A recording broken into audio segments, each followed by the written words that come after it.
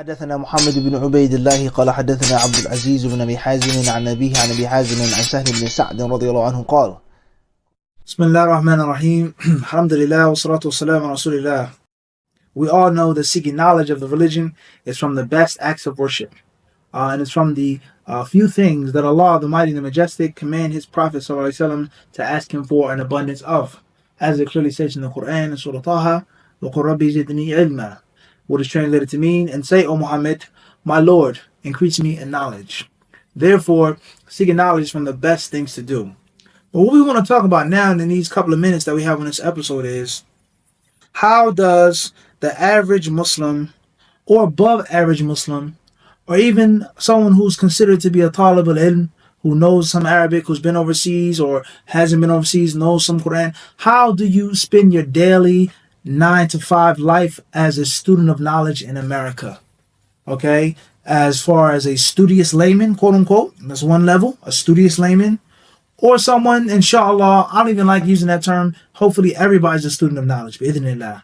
If you have the heart of a student of knowledge and the mindset of a student of knowledge, bi'idhnillah, you'll be from the tulab ilm. So how do you spend your day? What do you do? In these couple of minutes, first and foremost is, let's say, Salat al-Fajr. Okay, we're not going to talk about the night prayer because we'll go back to that, but you go to sleep and you wake up for Salat al-Fajr. First and foremost, make sure that you perform a perfect wudu. Offer you 2 rak'ah before you go to the masjid if you live in the vicinity of the masjid.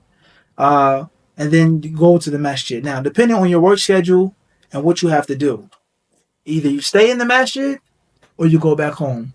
Or third scenario, let's say you made Salat al-Fajr in your home. You're too far from a masjid or you don't have the ability to go. I don't know him. Your morning program should go as follows. Number 1, the very first thing that you should put in your stomach is a tall glass of room temperature spring water. Not cold, not hot, room temperature. And try to get, inshallah, a good teaspoon or tablespoon of fine quality honey. Raw, natural, organic honey. Drink that. Let that be the first thing you put in your stomach. We know that honey is mentioned in the Quran al-Kareem. Honey is very healthy. It's a blessed thing to eat and to drink. And bi'idhnillah azza wa jalla, it will be means of settling or getting you ready to study, inshallah subhanahu wa ta'ala. Moving on. Then, if you choose to eat breakfast after the Salat al-Fajr, don't eat a heavy breakfast. Something not too light, not too heavy, something that's going to stick to your ribs and give you some good positive energy. Nothing too sugary or sweet that's going to drop you down later on. Then, it's preferable that you should read at least 1 juz out of the Quran.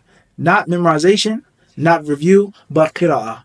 The qira'ah shouldn't be too slow, shouldn't be too fast, but should be relatively swift. That way you get done. So, let's say the average juz in the Quran al-Kareem and the Mus'haf is what? 20 pages? 22 pages? Bidnillah azza wa jalla, if you read it at proficient speed, you should be able to get done 20 minutes, 25 minutes, 30 minutes, hour at most. Step 2. Then you need to make muraja'ah. Make review of what you previously memorized. Depending on your time. Whether it's a page, half a page, 3 pages, a hizb, a rubu', whatever you have the ability to do. Number 3 is that you need to memorize a new portion of the Quran on a daily basis. And as we said before, that from the etiquettes of seeking knowledge and from the advice of some of the people of knowledge is to make a realistic goal. If you work, if you have a wife, if you have children, and if you have to go outside, it's not realistic to memorize 10, 20 pages every day out of the Mus'haf.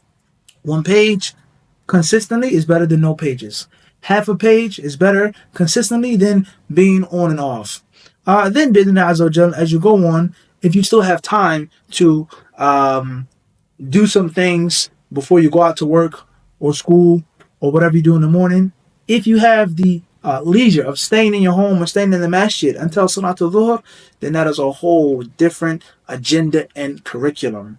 What we want to focus on in this episode, because we're obviously running out of time, is in the morning. Most important thing is, make sure that you're up before Salat al-Fajr. Make sure that you pray your 2 rak'ah, that you go to the masjid if you have the ability to do so. And it's preferable to make the 2 rak'ah in your home.